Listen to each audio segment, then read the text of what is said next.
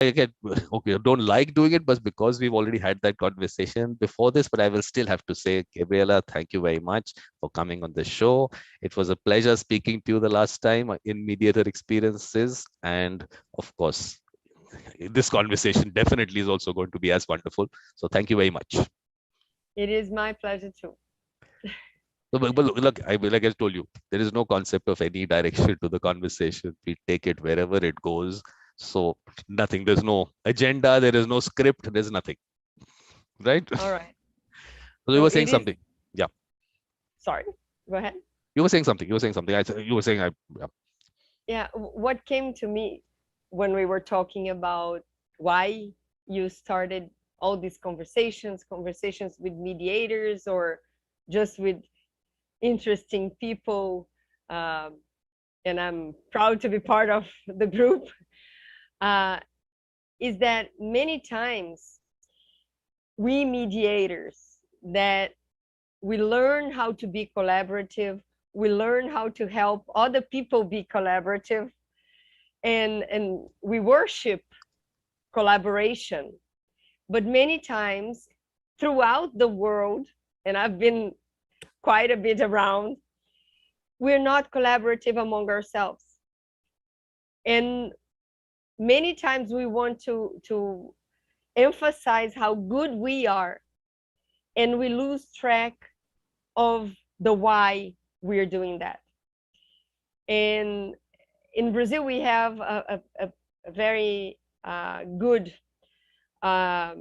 council of mediation and arbitration institutions, which is kind of the organization that brings in mediators and arbitrators in order to foster these activities and help educate other groups and so on. And for a long time, I was more active there, which I haven't been for the past few years. But when I was there, very active, I proposed a marketing project based on the example of Chilean wines. I don't know if you ever had a Chilean wine.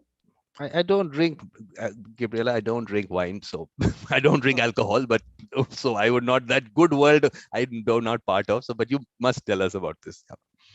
Well, I love wine. It's the only drink that I actually love. But what was interesting about Chile, Chile is a South American country, right close to Argentina. Second. I'm sorry. And so let us also tell people that Gabriela had her voice went away and she's finding a voice now. It's very empowering for her. A full week with a bad cold. Yeah, and we're supposed to do this on the 29th. But we were supposed to do it on the 29th, I think. And of course, we were supposed to do this on the 29th of December, but we couldn't do it because we needed your voice as part of the show. I had no voice at all. Now it's coming back. I'm sorry. No, if it's a strain, we can do this later. Not a problem. No, for me, if it's not too bad for people who are listening, and for me, it's fine.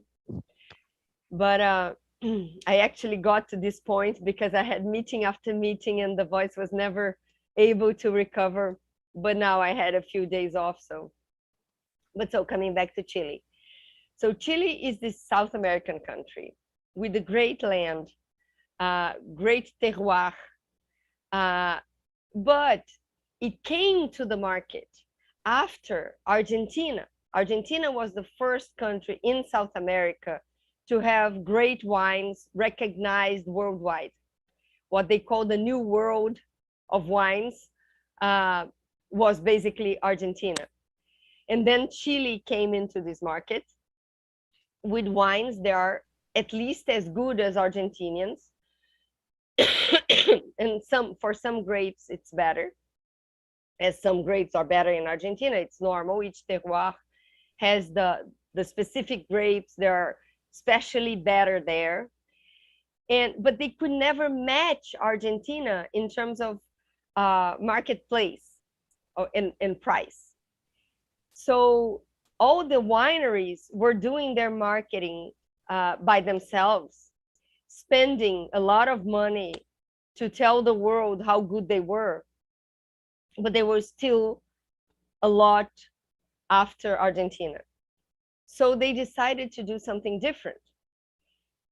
Instead of investing in their own markets, each winery, each business, they decided to invest into the Chilean terroir marketing.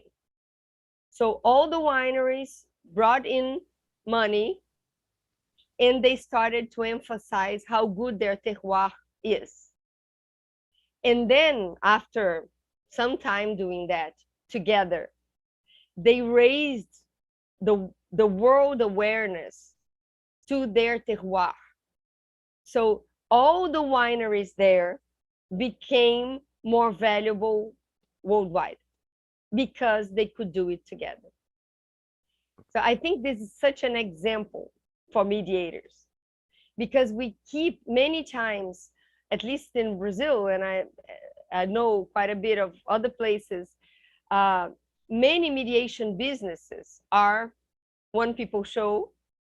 So it's a self market that needs to be done.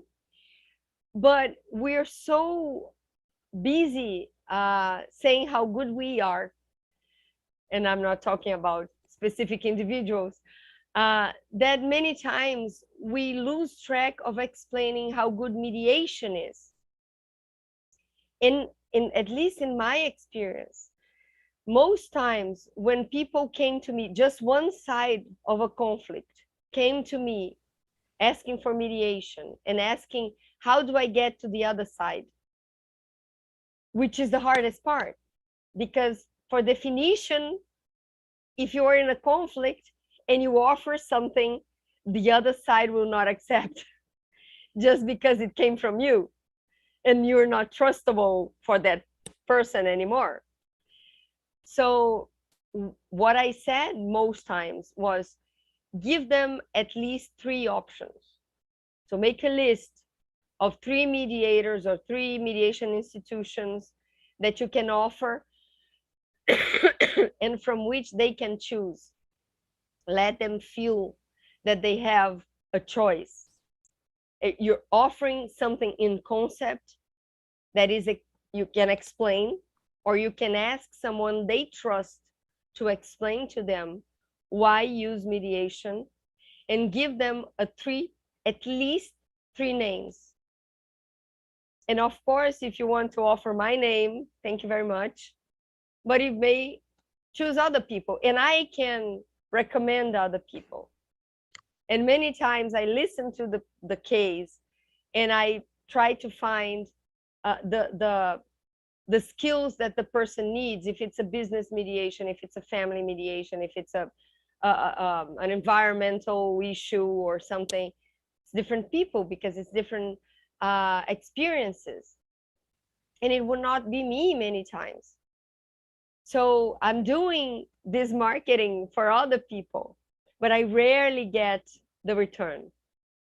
So I think it's something that mediators need to think about, because for the very nature of mediation, when I recommend mediation, I need to recommend people who are equally known or equally unknown to the parties.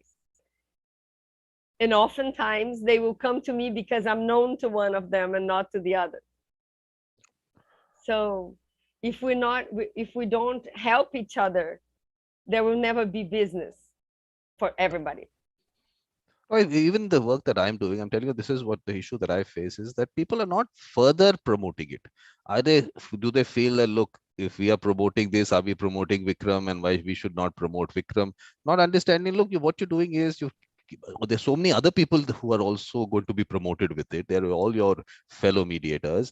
And then because of that, conversations around mediation might happen with people who otherwise would not have known about it, because you normally end up seeing all this happening within the mediation world only, all these posts and everything.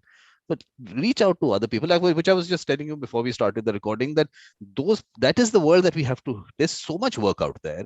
Those people just have to have these conversations, and of course, see these good mediators out there and hear them and say, look, they are special people, that kind of a thing. So I think that, like what you're saying is related to what I see.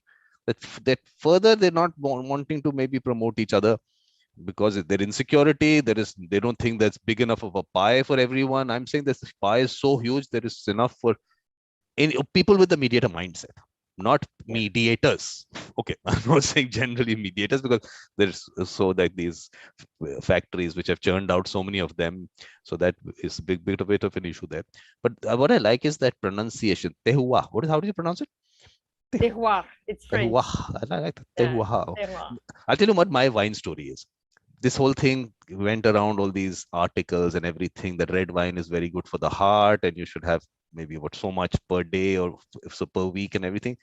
Okay, I said let's try it out. Why not? I mean, maybe it's good for you. So maybe about 4 or 5 times I didn't of course like it, but I said let's do it for the heart. But then there was one Google search, and I found an article saying that this university professor in the US had given a report saying it's good for you, but actually it's like a fraud. I mean, someone had paid that person to do it. I just had to find that article and said, no, there's nothing to it.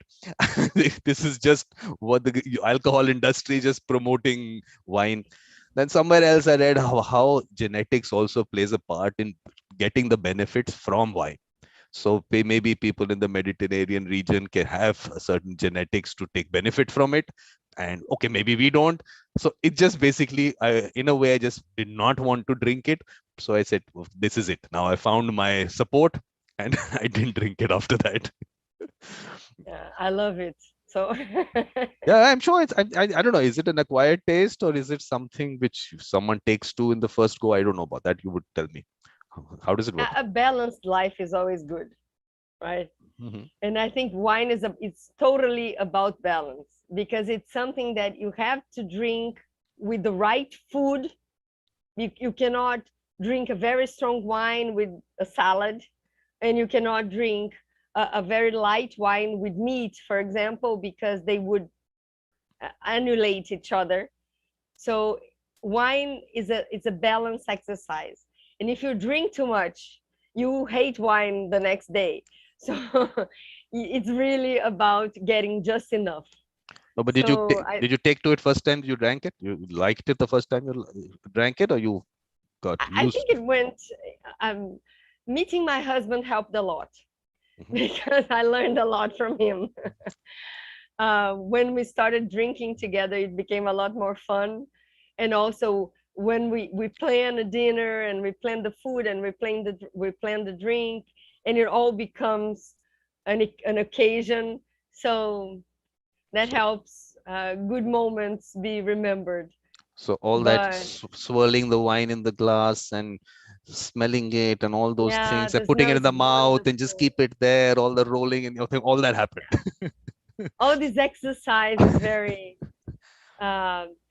I think it helps people have a good time, not because of the alcohol itself, but because of this whole experience. It's like a ritual. So It's like a ritual. Like it's a ritual, exactly. it's like the tea ceremony. Okay, so Exactly, yeah.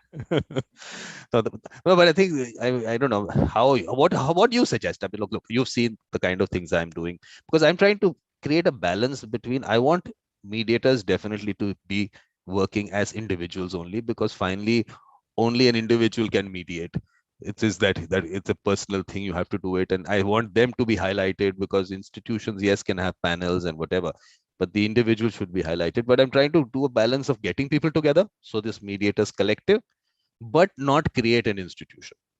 So what are your views on that? How do you? This is a very interesting challenge, and I think it's necessary because you're absolutely right. The individuals are the main, the core business of mediation is a very personal thing. You choose a mediator for the trust that he or she make you feel, right? And this is unique, it's singular, it's something very uh, individualized.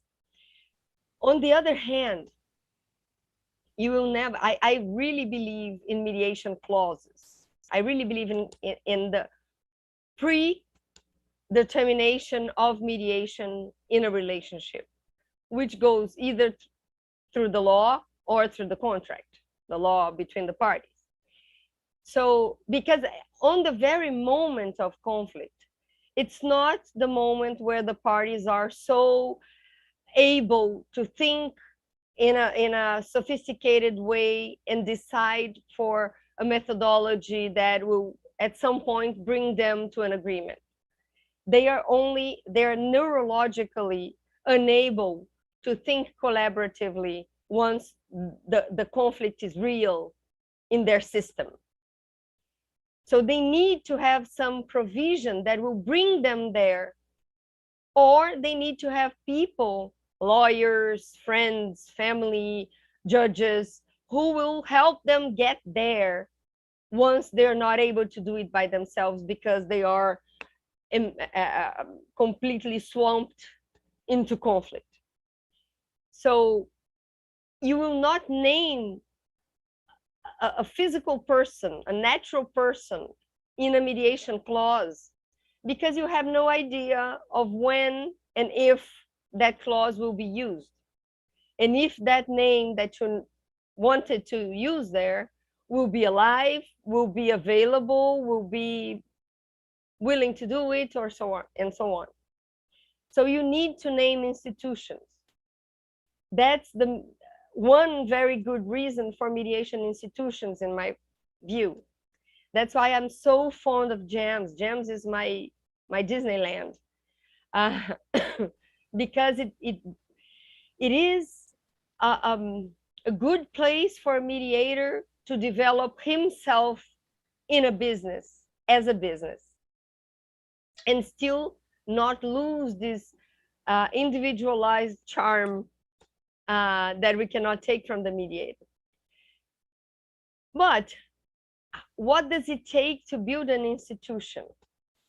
What we see a lot in Brazil is that after the mediation law and the civil procedure code, the new civil procedure code, a lot of institutions started pumping up around the country.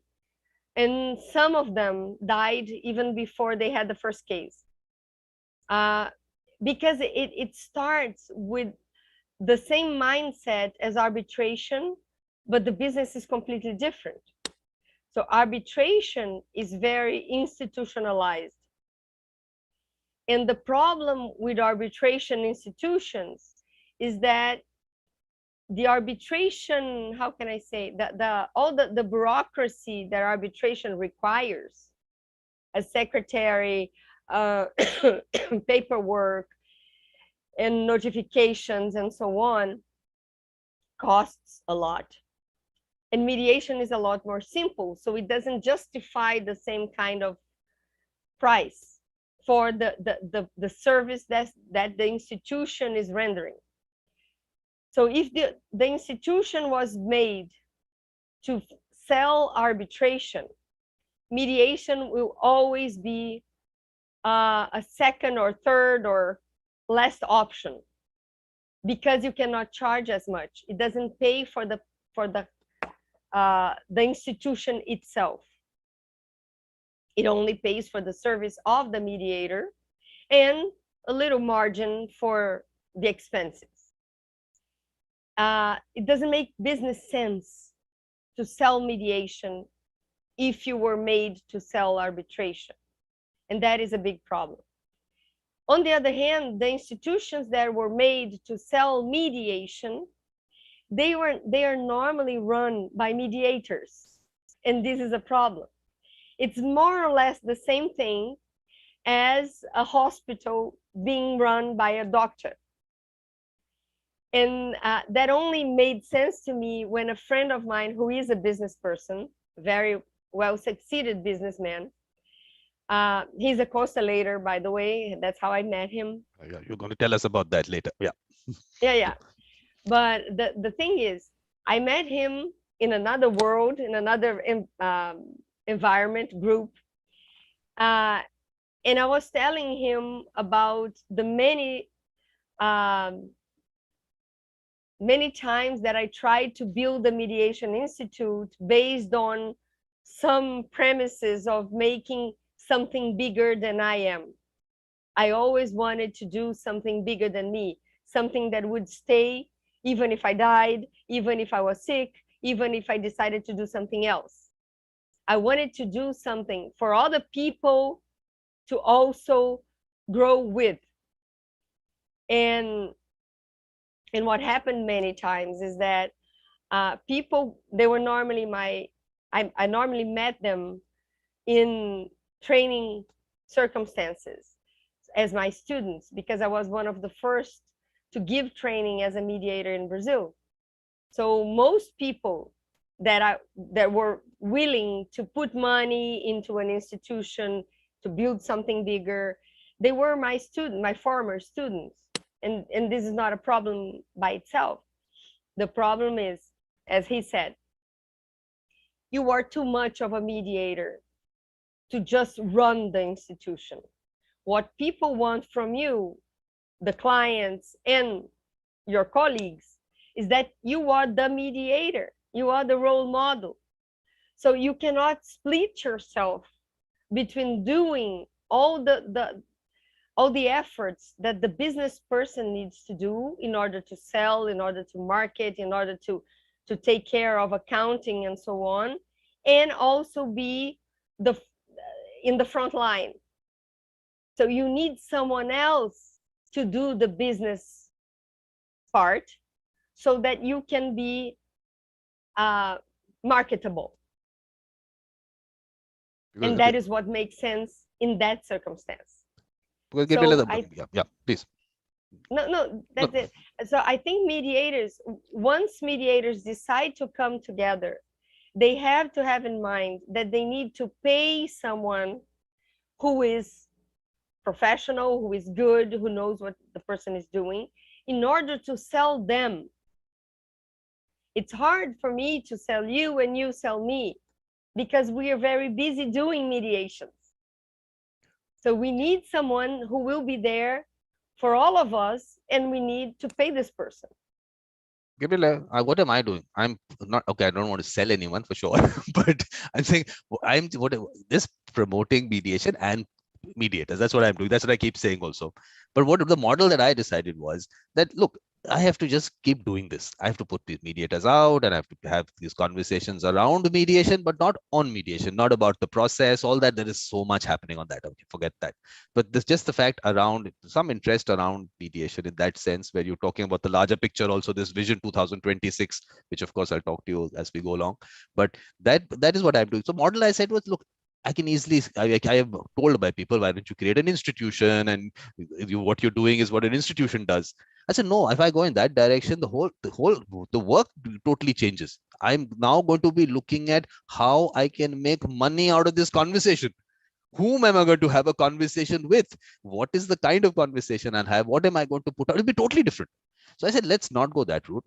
All I did was, I said on my website, and otherwise also I'd sometimes used to put out that support me. If you think that I'm doing something good, it's like taking me out for a coffee or a dinner or whatever. Send me something, send a gift. So I said, let me take that route. So at least I'm not looking at anything from that commercial perspective, because I feel that that whole direction for mediators, I mean, the people with the mediator mindset, I feel they also do not want to do that. They also want to do good for the world, and which is what I mean, of course, this institution part, I will talk to you about this, but for me, it is a much larger thing beyond institutions, because when I see the numbers, I see jams, 18,000 matters in the whole year. And this is supposed to be the largest institution for private, as we are told, but which I will tell you, maybe it's not, might not be so right. But out of that, only 9,000, 50-50 is what the CEO in some interview said. So 9,000 mediations in the whole year. It's nothing for this world. I keep saying, even for the US, 100 million cases going into courts, JAMS has only 9,000 mediations happening. We have a website, a platform that some children, I mean, the kids got out of college and they created that. They've hit the 1 million mark. They've already done in the last 3 years or something. They've hit the 1 million mark. That's the scale that we need. That's the scale that is available out there, because the kind of, I mean, Brazil, you will tell us, but in India, there was some report which said only 3% to 25% matters go into courts. So I'm saying for a moment, for my advantage is to say only 3% go. So there are 450 million matters which don't go into court. So if that is the situation which compares with the US situation, that in population of 300 million, 100 million go into courts. We have a population of 1.3 billion. So there might be 450 million matters out there, which are, out of that, only 18 million go into courts. So something is happening on the other side. And that is the side we need to maybe grow. And I don't know, that's whether professionalize is the word or not. Yeah. Yeah. No, just that when we talk about private mediation, it's very hard to count. I'm not talking about GEMS because it is institutionalized, but when we are private, sorry, private mediators, it's hard for us to advertise because every case is confidential. So many cases we can count, but we cannot talk about them. That makes also the count very hard, and many times it's very informal too. Well, It's not.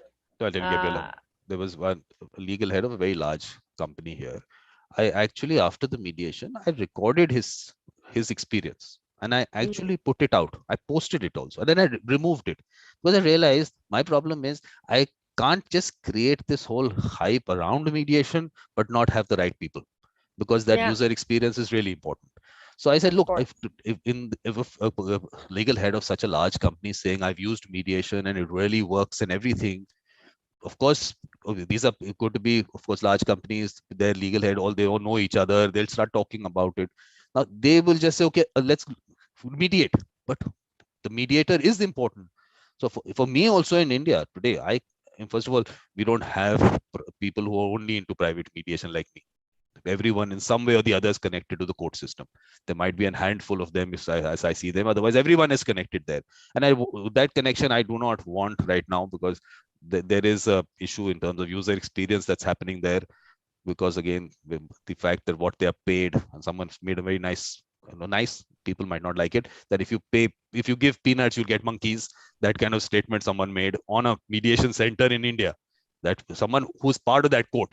So that is what the situation there. So I just want that anything connected with the courts, I don't want to have conversations on that part. You have been connected with the court system, so your experience might be different. So you can tell us about that because you were part of So how things, different. because you've part of the Well, development of. I was part of the very beginning of mediation in Brazilian courts. In Rio, my state, I did the first mediation in court in 2007. Me and my partner at the time. And then it grew into a public policy, and now it's very big. And of course, the quality, you can get a very great experience or a terrible one, and the numbers are more to the second part. So, but I think it becomes the same all over the world. And if you don't mind, if I step into the next subject, constellation, I would like to make a link of these experiences. Is that okay? Oh, yeah, please. Okay. So talking a little bit about constellation to afterwards come back to mediation. Constellation is a methodology based on a natural law. It's not something that a human being invented. It's something that a human being realized and brought into a methodology. Of course, it was not a one-man work, but this one man called Bert Hellinger, a German guy who passed away in 2019. I was actually in one of his trainings in Brazil. He was in Germany, of course, but a training of his institution when he died. But Bert Hellinger had the big mission of looking at a phenomenon and understanding the basic rules that govern groups of any kind. He didn't think it was so universal as we now know, because now we have some science studying this phenomenon. And this science is being developed by a British biologist and philosopher and many other qualities called Rupert Sheldrake. So Rupert Sheldrake started studying some behaviors of plants and animals that matter didn't explain. So why do this group of seeds develop in a way to the right, and the other group of seeds in India develop to the left, for example, whatever. For example, frogs and the salamandras. Do you know salamandra? This animal? Okay. Yeah. So if you cut out a part of the salamandra, it will grow again, regenerate, and the frog will not, but they are basically the same structure. But if you give the frog some electric stimuli, it will grow as well. So it's basically about why the salamander searches for the stimulation and the frog doesn't. Things like that caught the attention of Rupert Sheldrake many years ago. And he started studying what made that happen. And he got to some conclusions. And one day, he stepped into a Bert Hellinger workshop. He saw his work. And after the session, he went to Bert Hellinger and asked, "Do you know why this happens?" And the German said, "I don't know why. I only know it happens. And for me, that's enough." Very German. But then the British said, "Would you mind if I explained it to you?" So that's how the two things become one. And the first the first law that Bert Hellinger calls the orders of love. There are 3 orders of love. These are the basic laws that govern the healthy relationship pattern in any living group, from crystals to humans to nations to planets. And of course, families. That's how Bert Hellinger started, because he was a family therapist. So the first of these orders of love, that we can also call a law, is belonging. So if you were born in a family, if you were hired in a company, if you were born in a nation, you belong, full stop. This is not an option. This is a reality. And belonging brings in, as anything, some pros and cons, some rights and some musts that we need to understand if we want to live in peace. And of course, there are the orders and the disorders. Normally, when people come to search for conflict solutions, it's because they are going through the experience, the sensation of a disorder. Okay, so belonging is the first. The second one is what we call hierarchy. And that is about, in a family, it's very easy to understand, because those who came first, they need to be honored by those who come after, for the sole reason that, for example, I am only belonging in this beautiful mind and mediators group because you were the founder of this idea. So of course I owe you my big respect, because I only have this place because you gave it to me, right?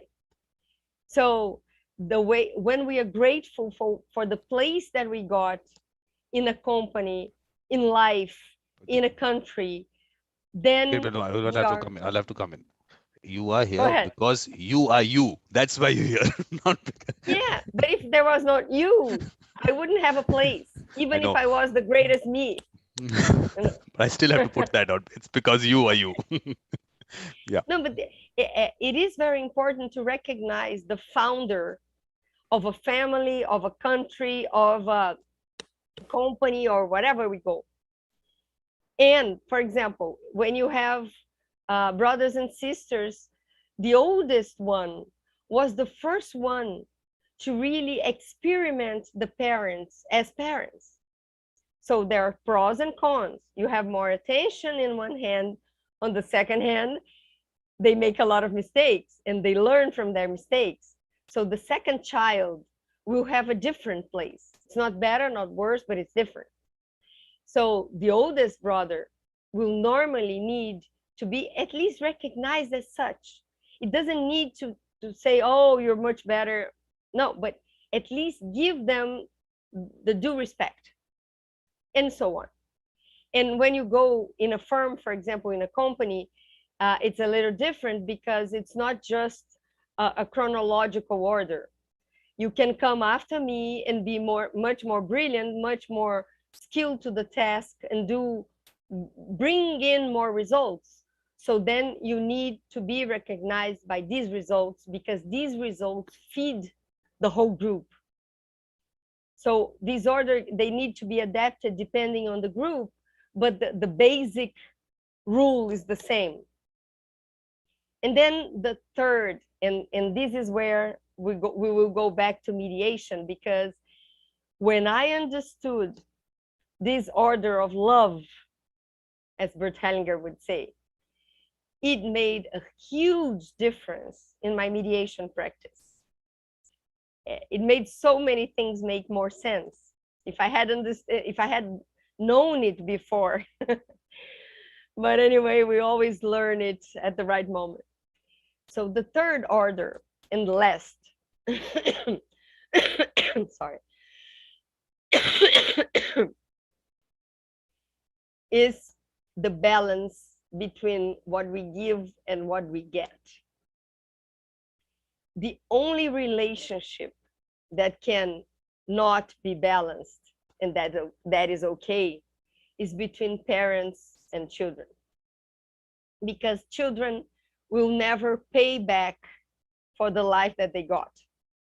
So it's a debt, quote, that is unpayable. And the only thing that we as children, we are all children of someone, even if we're very old, or, I mean, we will always be a child of someone. The only thing that we can do to balance this equation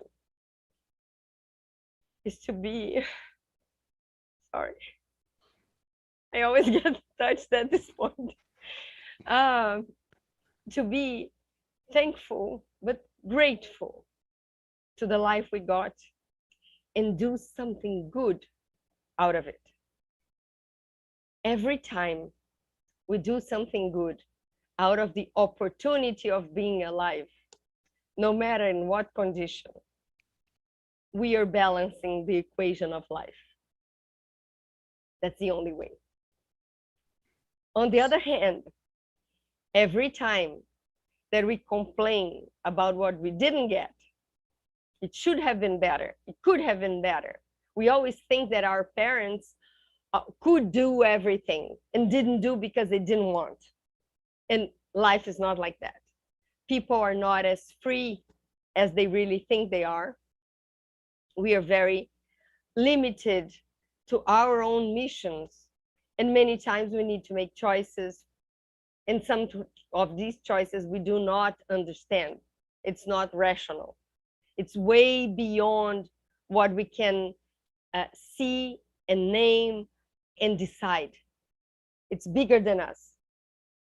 We are in that, we're completely involved by it. So it's hard to see the difference between what you are deciding and what you're responding to that is unconscious. So every time we complain about what we do not have, we are unbalancing this equation of life. And of course, that generates consequences and after consequences after consequences. So the third order of love, the balance between to give and to take.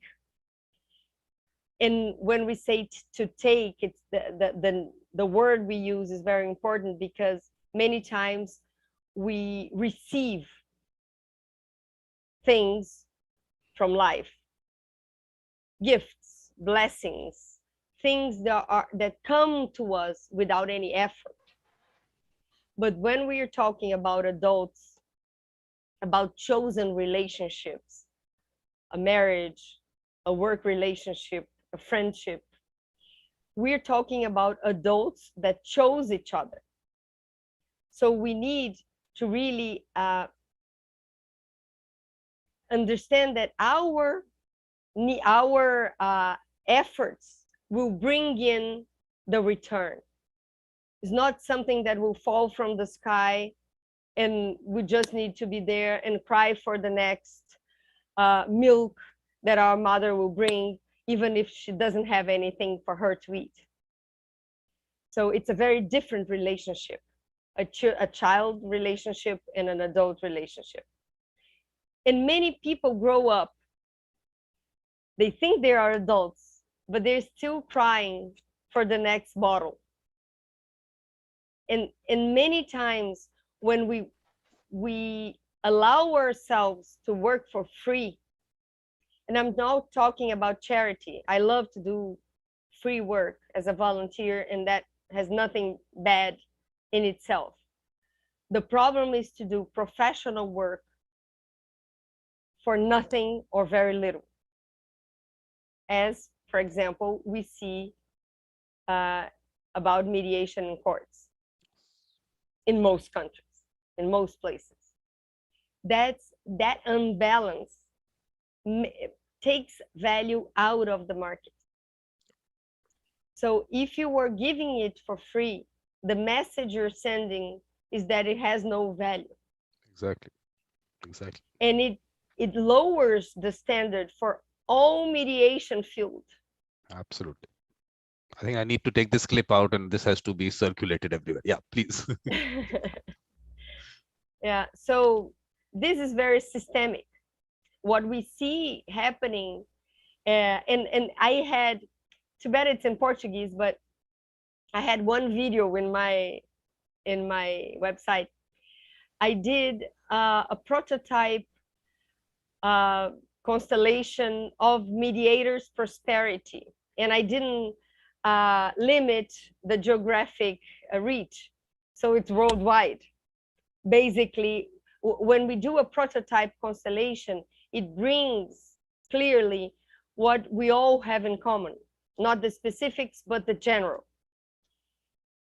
And what came up there is that mediators are many times doing mediation for themselves and not for the parties, which is another imbalance. So I'm doing it because I want to feel good that and have the feeling that I saved someone who could not save themselves. And it's not about saving anyone. No one saves no other. Taking into account that we're not talking about parents and children. Even parents and grown-up children will not be able to save their children if we're talking about adults. So what we can do, the most we can do to other human beings, anybody, mediators, constellators, dentists, doctors, the garbage man, whatever, what we can do is to offer what we have and ask for a balanced return, because the return is what makes the other person understand what they got. And no one wants to feel in debt. When you're feeling in debt, our normal rationality makes us think that the person who got more than gave will be very pleased. But this is not what happens. the person who gets more than he gives feels bad and feels angry. And instead of valuing, most people, of course, instead of valuing what they got, they despise it. So it's good for no one. On the other hand, when you charge, people feel like, oh, I got what I deserved, so it's mine. That's when they can take real, uh, uh, take the benefit of whatever it was. And what we need to be very clear when, in my humble view, what we need to be very clear when we step into somebody else's relationship, and that is a line from a GEMS mediator. He was a very famous judge and then became one of the owners of GEMS. And he used to say that before stepping into the mediation room, he would breathe and think to himself. His mantra was, I'm not the most important person in the room. So he needs to be there to serve, but to serve in order for the parties and the lawyers to do what they had to do there. And at the end, feel that they did what had to be done. And the agreement was theirs, not the mediators. Being a facilitator is something of such it's so difficult for us human beings to do something for others to look good. And this is exactly what mediators are supposed to do. But this is exactly what many times we collectively don't do. We want to be heroes. We're there to be heroes, to save people like Superman. And this is the very opposite of the purpose of being there. So First of all, I think this aspect of the court system, I've been criticizing that aspect. That symposium of mine, every session I had to speak about that. Interesting thing that's come out from that is, like Mr. Panchu, he's the person who's like a pioneer in setting up mediation in the court system in India. He started the first one in 2005 in one of the high courts. So I have seen the difference now. Of course, in the court system, these mediators were still getting close to nothing. But today, I mean, in the sense in that I have started something called Mediation Visionaries.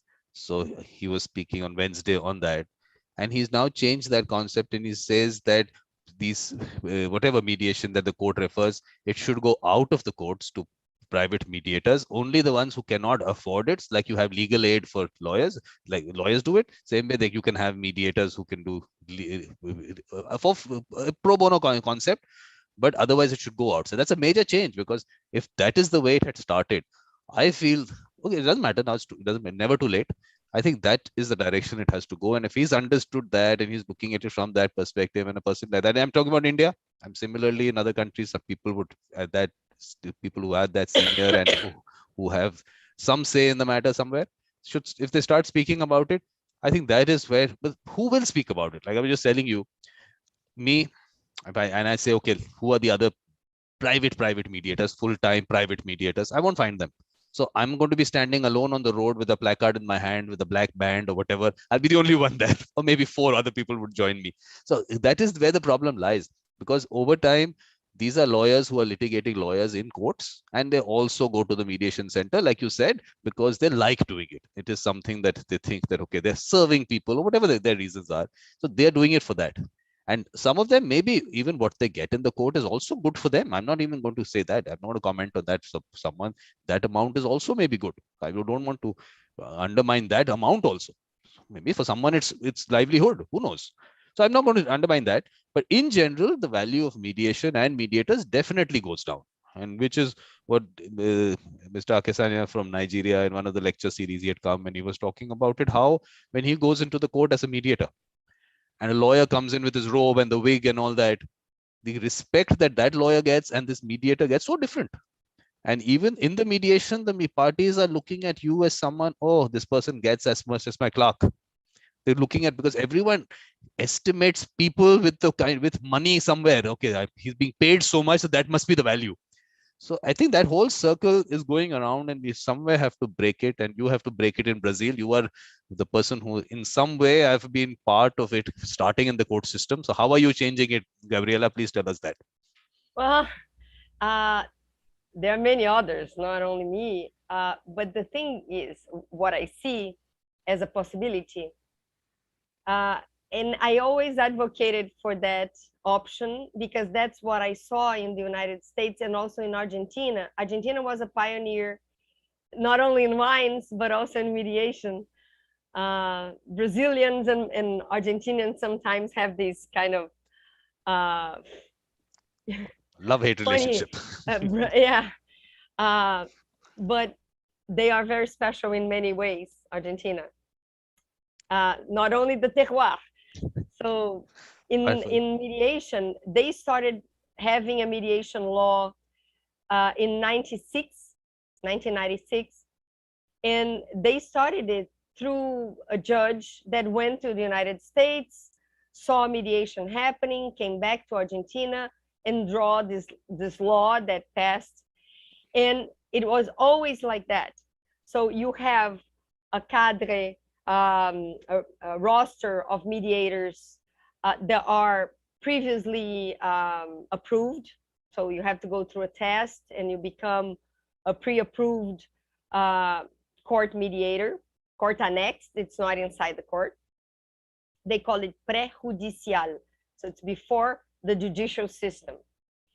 And once you are one of these professionals, you get cases from the court system, but in a full private loop. So mediation is mandatory before trying to go to court. So before you sign an initial petition, you have to have tried mediation, and you can only go into court if you prove that you have been through at least one mediation session with with one mediator of this roster, and you didn't have an agreement, or you had a partial agreement. So then you can step into the court system. And that's what the law says. And it works pretty well. The mediators always complain that their fees are not good enough because it's predetermined, it's not free market. And they have been doing a lot to change it and to bring it more into a market-like balance. Because of course, if you go to a private doctor, I don't know how it is in India, but at least in Brazil, if you go to a private doctor and you have a very serious problem and you want to pay for the best, you will get something very expensive, but also very worth it. If you don't have enough money to pay for the best, you will pay for the second best and so on. And if you don't have any money, you take whatever the public system gives you, right? That's how it is in Brazil. Or if you have a health plan that has a roster of doctors, you will choose from that roster without being able to choose the best of the best, because of course the best of the best will be there charging whatever he wants for the hour. And it's the same. Mediators are doctors for relationships. Many times I say that mediators are oncologists for relationships, because the conflict is it's a cancer in a relationship, in the relational body that happens between the two bodies or more bodies of the people involved. This body of energy that brings us together can get sick, and that we name conflict. And if you don't heal that illness, it will make us more and more apart until it's completely we are completely separated, and then there's no dialogue anymore, just two or more monologues. But so in Argentina, they had this system going on, and mediation became part of culture. In Italy, and I'm sure you had Italian interviewees here, they also got a very good system with the opt-out law. And I really believe in that kind of system. And in Brazil, when we were drafting the law, and I did it, I drafted the mediation clause article in the mediation law. And there was one paragraph. Since this mandatory mediation was not something that had general acceptance in Brazil, the idea that I had was to say that only in commercial cases, because the opinions against mandatory mediation were basically because the court people thought that for the hyposufficient people, the people who could not fend for themselves and afford a good lawyer and so on, it would not be fair to have a mandatory mediation. I have no idea what would be worse than having a poorly paid lawyer against a well-paid lawyer. But anyway, so the idea was to have mandatory mediation only in commercial cases of higher value, so that you cannot talk about someone not being well assisted and not being able to really understand what is going on. But that paragraph was taken out at the last revision of the draft law. And so we don't have it. And what we have is a system where some cases are sent to mediation, either because the judge recommends or because for the subject in family issues, it is mandatory to send to mediation in court. But Gabriela, tell me something. Can you say hi to Constantia? She's online. She's watching it, and she's saying happy 2022 also. So hi, Constantia. For her, the same. Constantia, we'll get you into the Zoom meeting a little later. I'll send you the link. You come in later after we've gone through this conversation. Yeah. So we'll get her in. We'll get her in. We'll get her in later. But not right now, Constantia. First, we'll have our conversation. We'll get her in after that. No, but I'll tell you where the problem is that, I don't know, your constellation theory will come in, where it doesn't come in, that it's a totally different area, the court system. The colonization mindset that dispute resolution only happens in courts. So mediation has some way got connected with the court system. I'm saying it has nothing to do with it. And because it has nothing to do with it, anything you go around with it, call it mandatory, opt out, everything, the foundation itself is so weak because one, people are going to the court system for a certain kind of dispute resolution, right? Now that is a constitutional requirement or whatever you might, whatever structure, why it's been put up, they go for that. Now you are telling them, no, for whatever reason, some countries, we don't have enough time, we don't have enough judges, we don't have enough courts, we are just overloaded. So don't come here, go. But the colonization mindset is they're not requesting them.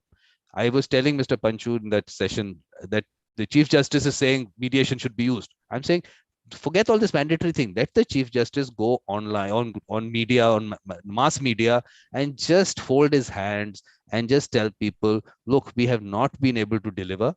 We are just not being able to do our job. We are denying justice because justice delayed is justice denied. We suggest that why don't you try mediation? No law required, nothing. Just please try it, because when you come to us, we will deny justice. It might take 20 years for us to even decide your matter. And if it's a criminal matter, there was one article going around that this person was put on the death penalty. We have the death penalty in India. He was on the death penalty, on that death row. For 6 years later, the Supreme Court acquitted him. Can you imagine what that person would have gone through for 6 years? 6 years is not a short time. And some of them have been there long. The people who are longer, of course, in the criminal system. I'm just talking about this one. From the time he must have got convicted to the time he got acquitted, 6 years. The exact dateline I'm not being able to tell you because I just read that on a just cursory kind of thing. But I'm just trying to tell you that that is the kind of situation in the judicial system. Shouldn't they go out? Shouldn't the judges go and say, look, this is just not right? Just the fact that we are able to do it is because this whole colonization mindset, we are getting away with it. We should not be able to get away with it. It is only because people are not coming and breaking down court systems, courts, only because that, again, I said the colonization thing, courts are there. Whatever they do is right. No, this is not done. How can you keep someone in jail? And that took the kind of jails that I'm saying, even that has been provided because of the colonization aspect. Those jails have, that is not what communities were supposed to be about.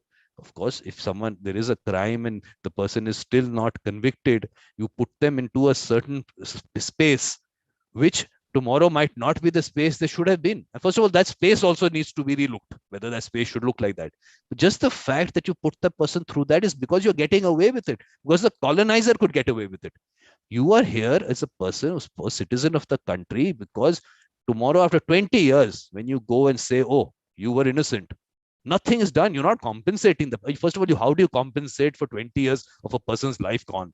I am saying that you as the court system should deliver justice for them in 2 days, for even one day. Why not in 1 hour? Why should you be even able to send someone there and keep them there for 20 years? It's that whole mindset. So my this vision 2026, for me, one of this aspect is decolonization. We should have to start discussing this entire procedural law, entire penal codes, and all. They have to start looking at all that and look at, and that is where the connection between mediation and the court system was able to come through by the court system, only because they could get away with it. They are not connected. They have nothing to do with each other. You are inefficient as a institution. Do something about yourself. Don't spoil the whole profession. Like you said, the value of the profession is gone. In okay, I said in India 2005 we set up the first court system in the mediation center, and that person who's setting up today has a different viewpoint on how mediators should be compensated. I'm just saying, during these 16 years, what has happened to the whole system, and how mediation should have developed and did not develop, which is further affecting things. I mean, if you had that strong a base and that culture of mediation had gone around, that is more important. So even today, I'm saying countries should actually go out and promote the culture of mediation. The whole thing that you, like pre-institution, like you're saying, filing a case in the court and you have to go through is, you're telling a person, look, this is like something we are forcing you to do. No, they should not be forced. They should just go naturally. We don't want to go to the court. We want to try it this way. So they should, it should come from them, from within. That culture, there has been no, and I'm saying the culture for this reason should start from the Chief Justice of the highest court in the country. And a request, it should go as a request. And this is what the judiciary doesn't want to come down to, because they sit on a pedestal. I don't know in Brazil how they sit. Here they sit on a pedestal. Lawyers are still referring to them as your lordship. We have become an independent country 75 years back. We are not the, this is not that judge, that not your lordship sitting there. Bring them down, get them come down to earth. Yes, they are providing a service. Let them be considered as service providers. We also have to understand their service providers. And even commercial matters and all, we are still looking at courts as the place. Why should the state be funding disputes? It should be a for profit, if they have to, or no profit kind of institution, which has nothing to do with state funding. I have a contract with someone doesn't pay me, and the state is funding it, that dispute. Are we getting enough from the court fees and everything which justifies? I don't know that, those figures I don't have in front of me. But why is the state getting into everything? Even today, we have a mediation bill which is going around. I'm speaking a little too much. I will get you in, Gabriela. Give me this, because you started me off on this part. I have to finish this. We have a mediation bill. We have a very good law on mediation, the best law in the world, I say, on mediation. And on the other end, there are people in this country who say we don't have a law on mediation, because our law is called conciliation, because we got it in 1996. At that time, the model law that UNCITRAL had circulated was calling it conciliation. They've changed that whole concept in the new model law that they've circulated, that we were calling it conciliation, but worldwide popularity of the word mediation has come through. So now we are using the word mediation, but there's no difference between the two. But people are still confusing everyone by saying there's no law on mediation. I say we have the best law, and such a nice law. There is no interference by anyone. Anyone can be the mediator, because I believe that parties are not stupid. They're very smart. They know whom they're going to trust. They will trust the person. They don't require any panel. They don't require anything, because once they meet the person, they will decide whether the person can mediate for them, and they can walk out whenever they want. It's not something that they're stuck in. So they can do that. But try and regulate it, you're only going to make things more, I mean, I would think constricted for parties, which this definitely was not required, because I'm still saying the 1.3 billion people and all that has to be taken into account, not the institutional mediation that we always keep talking about. That's very small. Now there are no numbers there. I was looking at Singapore with some in 13, 14, 15 years, some few thousand matters. You have millions and millions of. Brazil has what, 180 million cases pending in courts in a 200 million population. It's a much larger kind of thing that has to be taken into account. So no interference by anyone, no government, nothing. That judiciary, we have such a nice law. At the end of that, the settlement agreement is as good as a court decree. For the person sitting in a village in India, there can be nothing better. They have nothing, no connection with the courts, no connection with the government. And you are empowered so much. Today, we have a mediation bill. Suddenly, I just feel judiciary, Chief Justice sets up a committee to look into how mediation legislation can come through, not even understanding we already have a very good legislation. Puts up a committee. What does the judiciary have to do? I say, like allopathic doctors. Do you follow allopathy? Allopathic doctors are setting up a committee to how Ayurveda has to be regulated. What do you have to do with it? It's Ayurveda. Let those people do what they have to do. You look at your allopathic whatever practice and you do that. But this, whenever you connect yourself into something which you're not supposed to, you will create issues. When only issues will come out and nothing good has come out of it. Even in the US, if you're saying that model went around in the court system, I don't see benefiting them. They are still sitting in courts. 100 million matters going into court every year is not a small number. The culture of mediation hasn't developed over 45 years. It's not that people are going to mediators first. They're still going through the court route. How is it benefited? The mediator in the court is still getting nothing, close to nothing. He's thinking that yes, or she, whatever gender, thinking that today I am in the court system, I'll be recognized. Tomorrow I'll get matters in my private practice. Nothing comes. Gets disillusioned, walks out of the system. Someone else comes in. That Ponzi scheme goes on. New mediators will keep coming in, getting disillusioned, going out of the system. They'll not be full-time mediators. They'll be doing other things. This will just become a part-time thing. So I think we just need to relook the entire thing. And of course, I've taken too much of your time, Gabriela. Please, so many times you wanted to come in, but I did not let you. Yeah, please. There are so many things to say, but I think the most important is I really feel that we're living on the pale blue dot, the earth. We're all the same, with very little differences, but there are huge differences in numbers. I think I told you this story when we were in a GEMS meeting, and each one was supposed to talk about the developments of mediation in their own country. And before me, there was this wonderful lady from India, and she said that India really needed mediation because you had 32 million pending cases in court. Did I tell you this story? Yeah, but you please go. That time I think people not listening. Yeah, please tell us again. So I didn't know if I should laugh or cry, because I know that Brazil has about 17 times less population. So with 17 times less population, you had 32 million pending cases at the time, and we had 108 million pending cases at the time. So it's with different colors, but the picture is the same. Yep. It's a judiciary that is not able to do what it should be doing, which is to treat on the way it was created to treat the cases that are there, and to send out the cases that should not be there. Every judge, I was a lawyer before being a mediator, but I became much more familiar with the court system after becoming a mediator, because as a lawyer, I was always a preventive lawyer, a negotiator lawyer, someone that always wanted to avoid going to court. And I always believed that that was the best for my clients. But so after becoming a mediator and having all this contact through the creation of the mediation system within the court system, I became friends with a lot of judges, and I had friends before who were judges, and I asked a lot of them about what percentage of the cases that you deal with every day are really cases that should be in court. And the answers I got were always lower than 5%. Around 3% would be the average.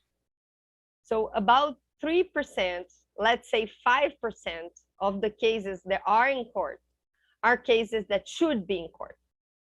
Every other 95, 97% of the cases could have been solved by society directly. And of course, mediation would play a great part. The only thing that I kind of respectfully disagree with you is that I don't think people go to mediation because they understand that it's better than going to court. They need to be taken to mediation, and that's where the law comes in. If we only had a law to say, you need to try mediation before stepping into the court system, full stop, that's the law, that would be the perfect law. We have that. Yeah, we have that. In a commercial courts, in a commercial matters, you're supposed to send the notice. We have an authority which you go to, and they send a notice to the other side. But the other side can refuse to come into it, and there's no issue. Then you can go to the So it's a zero law. It's null. Having an obligation to do something, of course, requires a punishment if you don't do so. There needs to be a system put.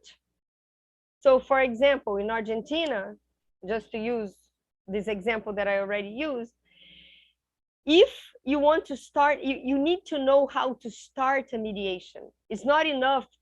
Actually, I said that one sentence, but that is not enough. You need to have a system in place. So what is this one possible system, not the only one? For example, the Italian example, the opt-out system. It's a good system. Another option in Argentina. Argentina is not so much based on institutions, but in individual mediators. So if you want to start a mediation and that is regulated, you can send the other party, even if you don't have an agreement with the other party, a list of 5 options of mediators. And it is presupposed that the other party has some time to respond, which one he or she will prefer. And if he or she doesn't answer in silence, the first one is the chosen one. So if you send a notification to the other party with 5 names of mediators and the person doesn't answer in, I don't know, 15 days, 30 days, you can start a mediation with the first one of the list. So you go to that mediator, you ask them to schedule a first meeting. The mediator will send a notification to the other party saying, according to blah, blah, blah, I am here, it's not a subpoena, but it's kind of, so I'm calling you to a mediation session.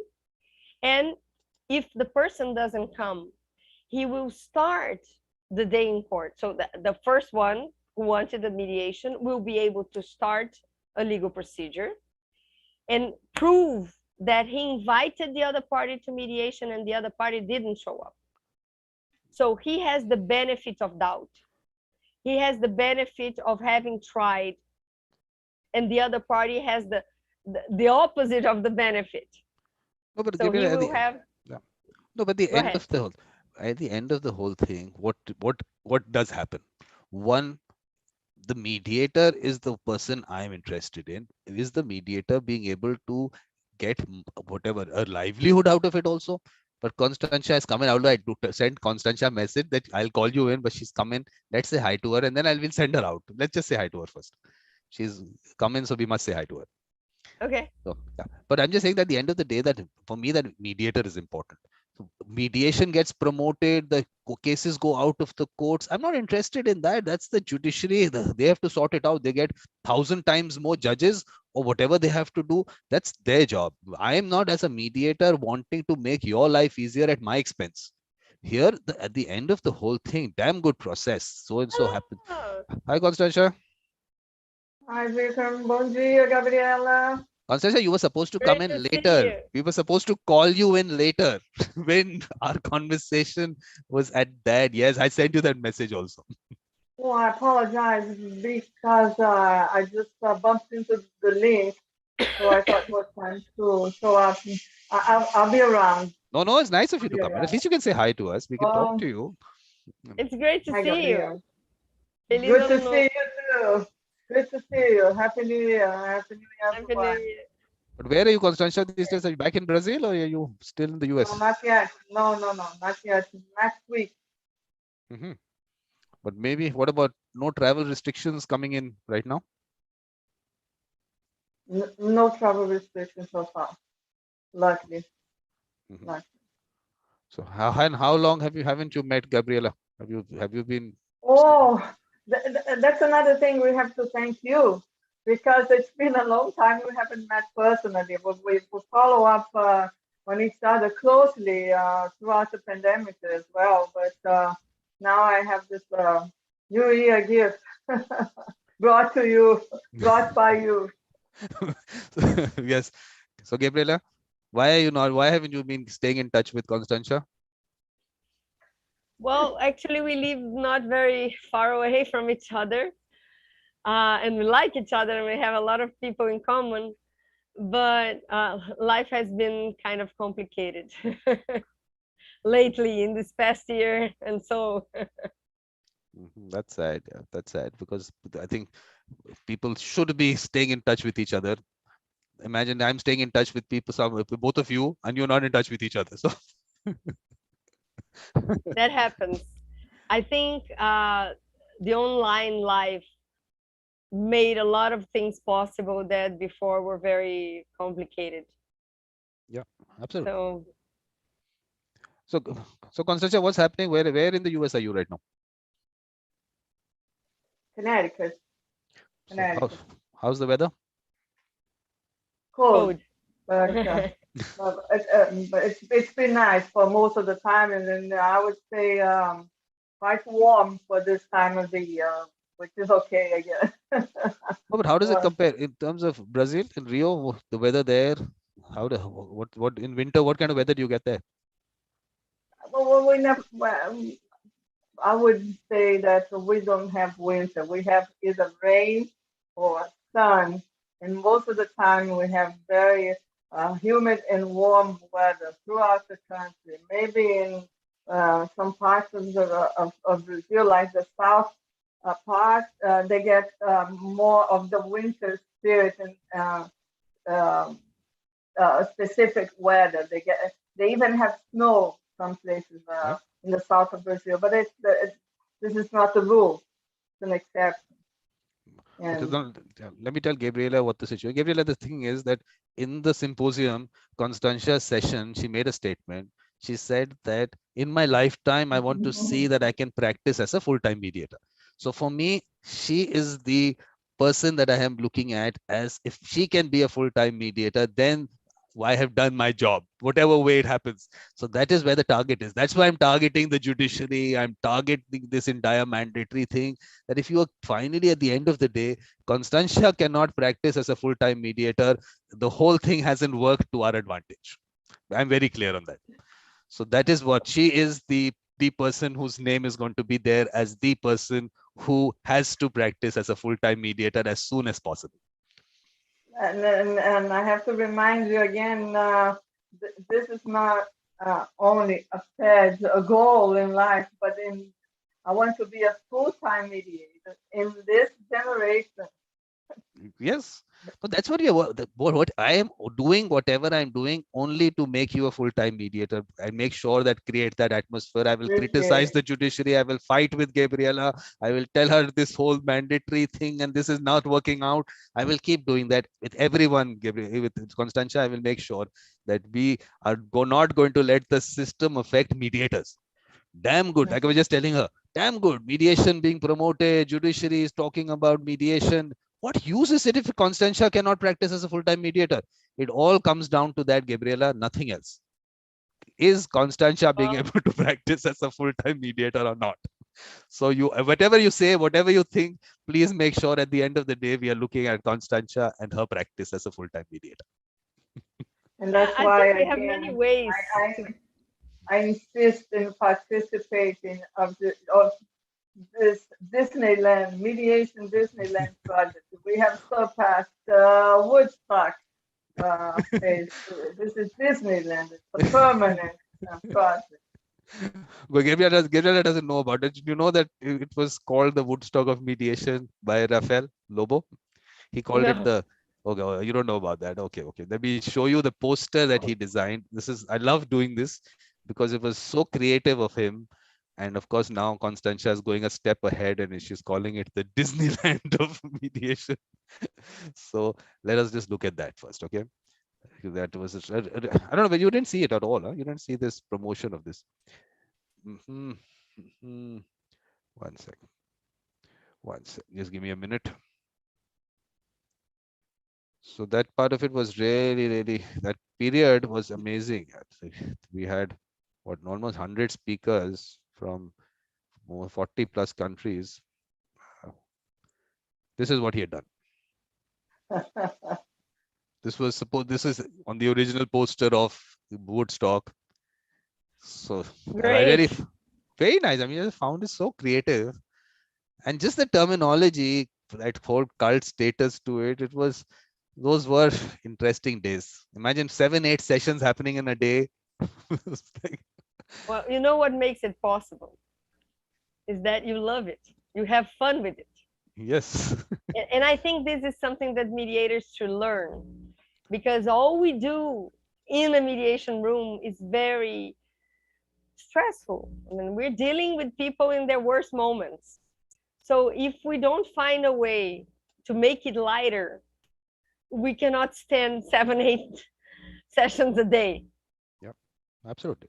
So But at the end of the day, I think the main good part was connecting with Constantia, sitting in Brazil, coming in, her thoughts, all that we shared, and that common thing that came out from everywhere. Finally, for me, that important thing, that our mediators being able to practice as full-time mediators, issue everywhere in the world.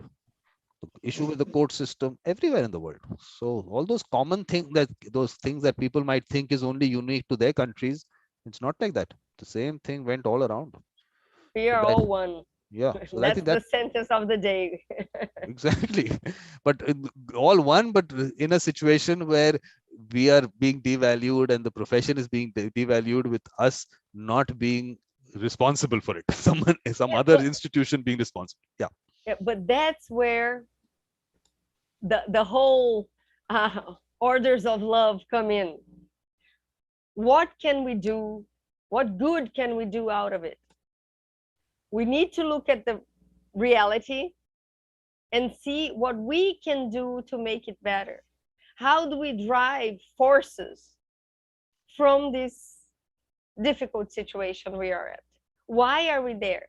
What can we learn from it? I'll tell you What can why we choose to be? I'll tell you why we are there. We are there because we are decent people and we are not going on the streets and fighting about our rights. I'm talking about the handful which is only practicing as mediators and nothing else. Because I keep saying this, giving this example, that in the court system, you have litigating lawyers and you have mediators, because you want to make it part of the court system. So mediation, you want to make part of the court system in whatever way you've done it. So you have litigating lawyers, you have mediators, pay them the same, let them charge the same. Whatever the mediator right now in the court system is getting, the lawyer cannot charge more than that. I'm telling the mediation center will be closed down on that day, or all the lawyers will be on the streets. They'll close down the courts. That is why we are being discriminated all over the world. This is discrimination at its best. Look, we are going to tell you how much you can get. We are going to decide that. But lawyers, litigating lawyers, do what you want. $10,000 a hearing, not a problem. Here, you get, there's one particular court here, which I was saying that first place where in the court system that the mediation center was set up, $100 for the entire mediation. It can take 20 sessions, it take 30 sessions, doesn't matter. And the lawyer in that same court will be charging $10,000, $15,000 a hearing. Can this mismatch exist? And where is it going to go? It's never going to benefit the profession. Profession not going to develop, like you said, it will be devalued all the time. That, oh, this is maybe what they deserve. This is why they're being told. Yeah. Okay, sorry, can I just say a word there? Please. The court is not intruding in how much the lawyers make, because the lawyers are chosen and hired on the free market. Yeah. The problem is if you are a mediator in the court and you have accepted to work for so much, XYZ. But if you are a private mediator hired by the parties and the lawyers, and you're charging as much as you want because no one can intrude in that. Exactly. That's the way it should be. Then you're the same with the lawyers. If you want to charge millions, you will charge millions. The thing is, can you find a client to pay? No, that's exactly what the problem. Because that's where we need to focus. The place where I learned mediation, where I first learned in the United States, and to which I'm very grateful and I'll always be, I worked for free because I was learning. And they were giving the parties a better service thanks to that program. But they gave a training to people, and people were there to practice because they were learning. And that is okay, that is balanced. No one is being over benefited or under benefited. It's a clear equation, and that is okay to have people learning. But Gabriela, that's not happening. That's not making happening. no money to do that. But that is okay. Happening. That's really not happening, because Jeff Kitchabin, who was part of the court system, and he's a very senior mediator there, and he's practicing only as a mediator. Yeah, but my question is, who can change this situation? It will not be the court system, because it's not bothering them. It will not be the lawyers or the parties. It needs to be the mediators. Absolutely. That's so what I'm saying. The mediators need to start to value themselves and say, no, I will not work for free. Thank you very much. Exactly. This is what I'll tell you what the issue is. Yeah. Then what do we do to live full-time mediators? No, I am saying that senior lawyers in the court system who are practicing, and they don't mind practicing for free because they feel they will be recognized and they will be elevated to become judges. They are looking at from that perspective. They think that the judges will recognize us because we are doing this good service. So for them, it doesn't matter because they're earning enough money out of the litigation practice.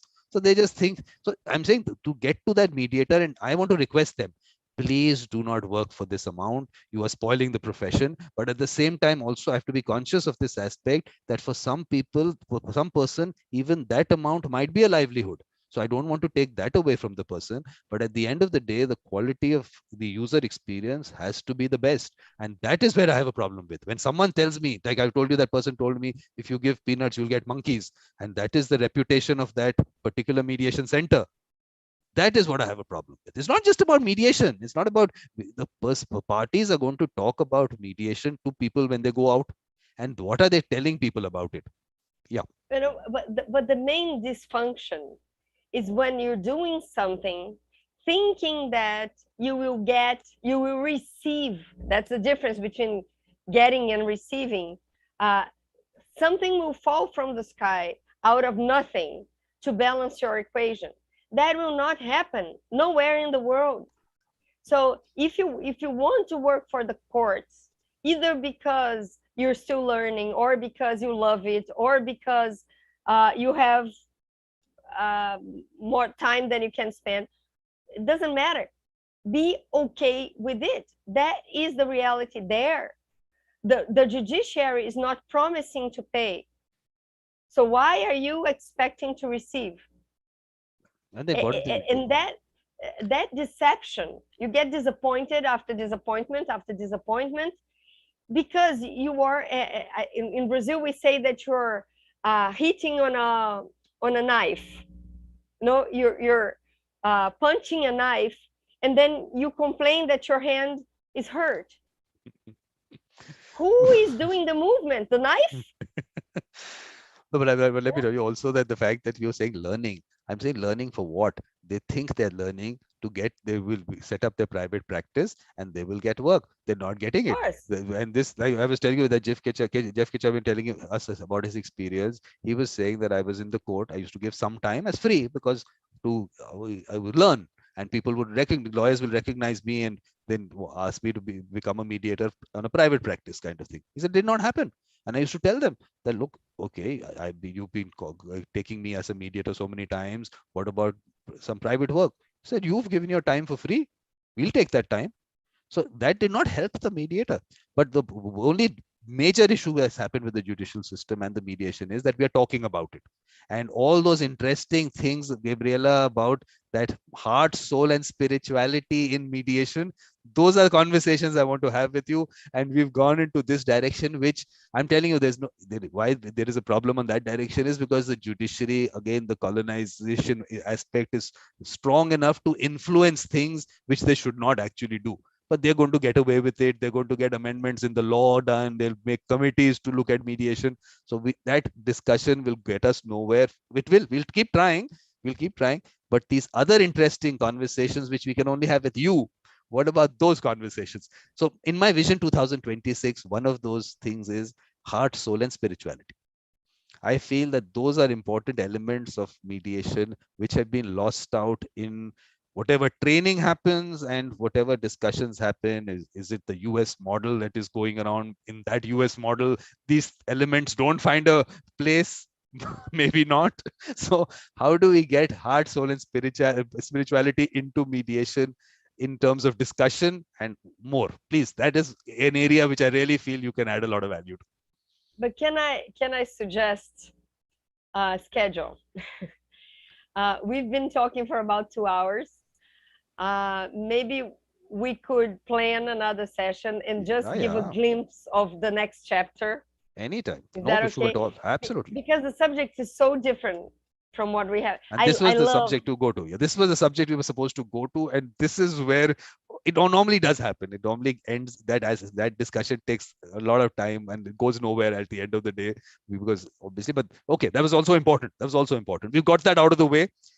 But in part 2, we will concentrate more on those other interesting things that we touched in that mediated experiences, the energy fields and connections and all that. So if you want, we can schedule it right now. Anytime. But are you going to schedule it or your voice is going to schedule it? What is going to schedule it? Sorry? Your voice is going to schedule it or are you going to schedule it? Yeah. My voice, Constancia. We were supposed to do this conversation on the 29th, but I had zero voice on that day. So I had a bad cold that is kind of in the fashion here. And I completely lost my voice. So today I don't have it full, but I have 80%. So you're doing a great job, Gabriela. So basically, I regret it for your cold. For your cold. But so the one thing that I would like to just leave as a seed, food for thought here on the life, soul, and spirituality, is that we, again, the same sentence, we are just one. We are not one person when we are acting as a mediator and another person when we are doing our house stuff or acting as a mom or doing whatever else we do. And we need to have this connection in everything we do, everything we say. But the specifics of the place of the mediator, in my view, could be summarized by the mathematic equation called God's signature. Is I forgot the name. Fibonacci? Fibonacci, yeah. So the Fibonacci equation, called the signature of God, is in everything and every person. And that is the very opposite of what I was saying before, of mediators trying to save someone so that they can look like a hero.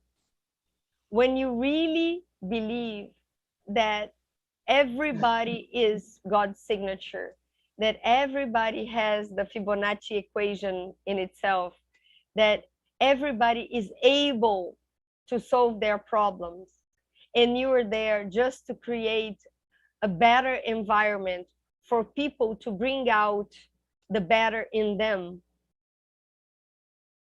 then you become this oneness as a mediator, and you help people see that structure in themselves.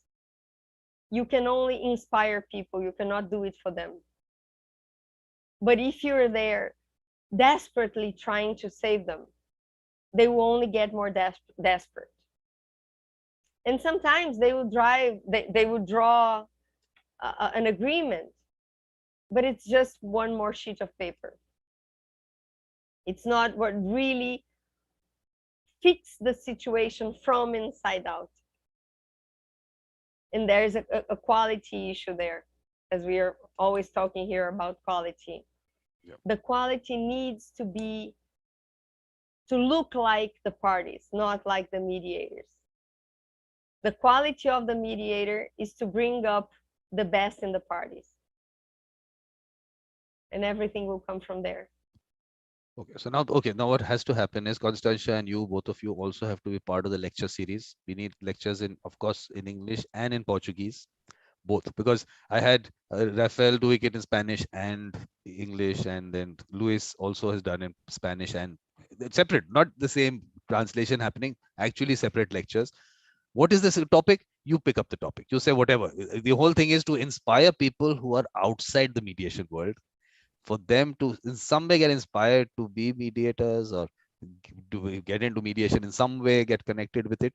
That is you have to inspire them. So how you have to do it, you have to decide what topic. But okay, Constantia, you also have to be part of the lecture series. You can schedule it now, you want to schedule it later, your wish. But I still have to take you what is going to happen in the you have to give me that much time, Gabriela, to take you through what is happening in the month. For me, that is also important to put out. So what is happening? Let me also put it out a little bit, some parts of that, because if I'm doing so much, people should see that also. So let us just see. Okay, so this much we've already seen this. Okay, this is done. Okay, so this is this Vision 2026 that I'm talking about. On the website, I put some topics which that I am putting them only at topics, not getting into an explanation in each. We'll keep discussing it and then we keep bringing out everyone's own thought on it rather than me putting out a thought. So this happened. And of course, there were two parts of his. One was the one preliminary discussion I had, and then this official launch. So you must watch that. Then this was the people who would come on evolution of a mediator in 2021. The ones in Conversation with the Beautiful Mind, I haven't been able to put it out. And once I have to put all of them out also. This is a new series I've started called Mediator Lifestyle. So mediators will just take us, give us a glimpse on their lifestyle, whatever. So Christina wanted to take us to one of the beaches to the beach in Paphos. But at that day, for some technical issues, she could not take us there. So in her house, she took us about how she does painting. So she showed us some paintings of hers, that orange tree in her house, showing us that. So just anything. I mean, it's whatever you want to show us about your lifestyle. So this is what I mean. I just found that this aspect also should be out there. This person, I don't know whether you know, she's in Brazil. And she has some interesting thoughts which cannot come out in 2 hours. We need a lot of 2-hour sessions there. So that's going to keep happening. This is a lecture. Indrani also not too well. Let's see if she does this lecture tomorrow. Then this is with Orit. She was also part of the symposium. And these are Chile. He's from Chile. He was in that mediator experiences. He's also a JAMS fellow. So he's now on the lecture. He gave a lecture. I haven't actually told him on Spanish. I should tell him on Spanish also. So he comes in on the evolution of a mediator. This is that inspiration behind the lecture series. So you people have to read this, and this is your thought behind giving your lecture. For people who will maybe never be exposed to a lecture about mediation. So those people, the mediation world is one thing, and beyond that, how do we get to those people? How we take these lectures there? That part of it will keep happening. Let's keep the content ready. So we have the content ready. When we reach there, they have something to watch. So this Michael Lang, he's already done two of these things. Then Lisa is talking about her vision 2026. This is part 2 of Bernie's session. Interestingly, this series, I start with talking about, you could talk about your grandfather and all this. So in that first episode, we've only reached his mother growing up. And he thought this was only going to be about him. He hasn't even come in the picture yet. So he, of course, has enjoyed the questions that were asked. This is the 2 books that Ken's he's written. So I've actually put out on my post that there is a website where you can go buy the book and get a 25% discount. Ken has been nice to arrange a Vikram discount. So you can go there and use Vikram as the code and get a discount. So this, if anyone reads the book, they can come and be part of the discussion. Tell me you read the book. You can come there. I'm the only one who doesn't read them. So I'll be the only one who hasn't read them. This one is that same, In Conversation, Beautiful Mind. And then last day of the month, celebrating mediators, their birthdays in that month. So that's how things are. And things get added to it. The mediator experiences, some people are going to come on that. So that'll get added as we go along. So that is it, Gabriela. So you, when you want to do the next one? Very, very good. How about the 14th? The 14th or the following week? 14th. Okay. Whatever. Let me just check. What do you mean? Just 1 second to check. I think the 14th is better if you can. This Friday the 14th, huh? Sorry. Friday, yeah. Friday the 14th. Yeah. Yes. Perfect. Yeah. So this is what I'm saying. These things get added. Now, right now, what I showed was what is already planned. Now we have another one coming up on the 14th. Then whatever the lecture part of it, we'll plan something in February. Let's do the lecture in February. Constantia, you have to take out time in February for a lecture. Okay. Thanks. I would love to. Perhaps first week of February would be okay. Yeah, first week of February is okay. Look, I've tried to keep them on Wednesdays, these lectures. It can be done on another day, it's not a problem, but I'm just saying I've tried to keep them on Wednesdays. I will confirm that to you as soon as possible, because we're just about to have our school semester to start, so I need to check my schedule. No problem. And that it won't be available before end of January. Oh, sure, we'll do it in February. But Gabriela, why can't we have a series on your constellation thing? Why can't we have a series of lectures on that? Because I still have to figure that one out. Because I told you I went to their video of yours with people from Lebanon. I really have to figure out what was really happening because of the language issue. But you have to take us through that. Your constellation thing, I'm still wanting to. That video has subtitles, but of course subtitles is not as rich as the language itself. But I think we should do that. And when we first started today, I was thinking about when I'll have a new professional chapter soon. I'll change a lot of things in my professional life as of the end of February. And then maybe we can do these things kind of side by side, constellation and mediation. Yeah. Mediation is with you and I'll do constellation. Yeah. Something like that, because it's a wonderful idea what you're doing. We must, yeah. So I'll take time on that. We'll whatever you have to, but I think keep it as a series. We should keep putting it out.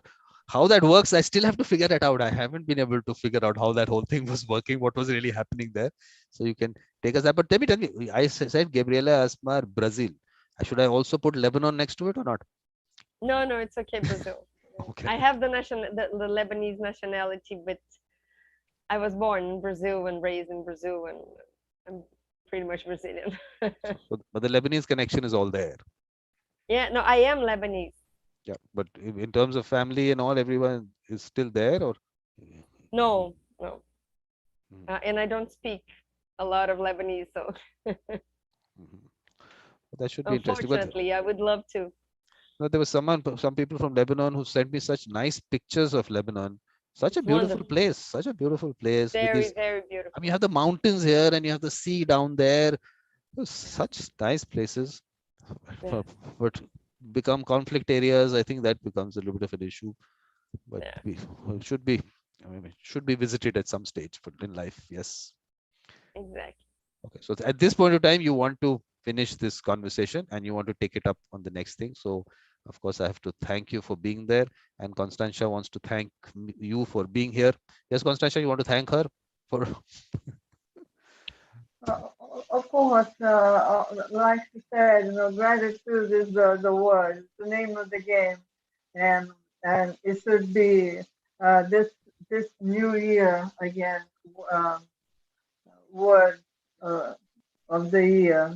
We've been through very hard times, still facing very challenging situations throughout the world, but we overcome.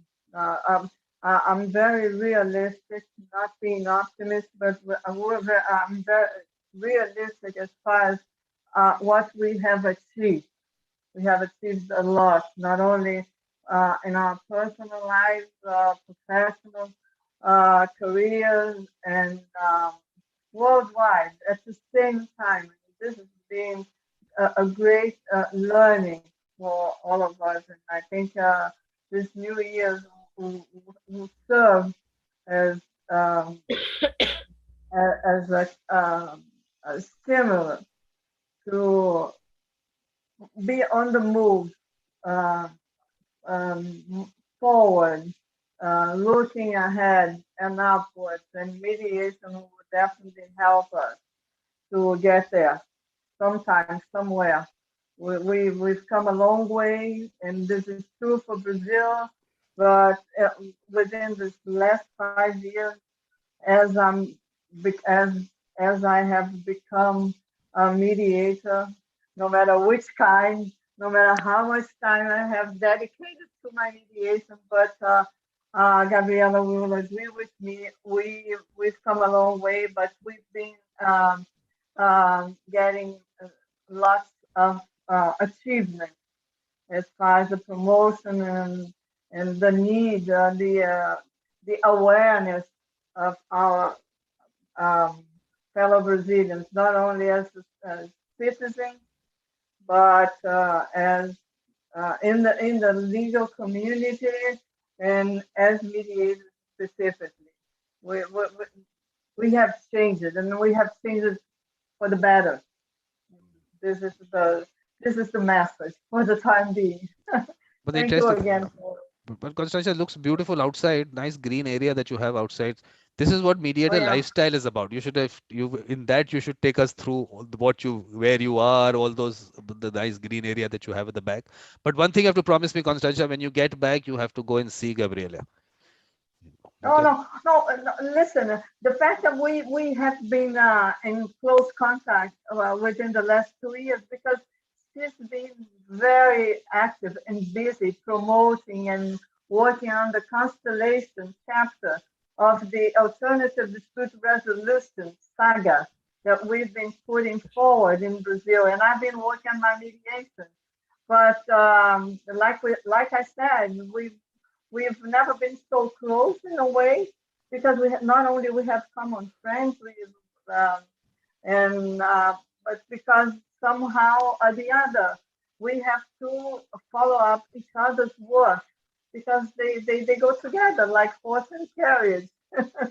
So, well, the only thing I regret is the fact that we cannot be in closer contact in real life, you know, because of restrictions and because of the pandemic. But Gabriela and I will Okay. are still very much connected, aren't we, Gabriela? Okay. No, but For sure. Carolina is there. Carolina Barbosa, Lima. She's there. She's saying, very happy to see Gabriela. So I've sent her the link. I think I've asked her to join us. Let's see if Okay, she. and I hate to interrupt, but I have to leave because I'm about to join another session.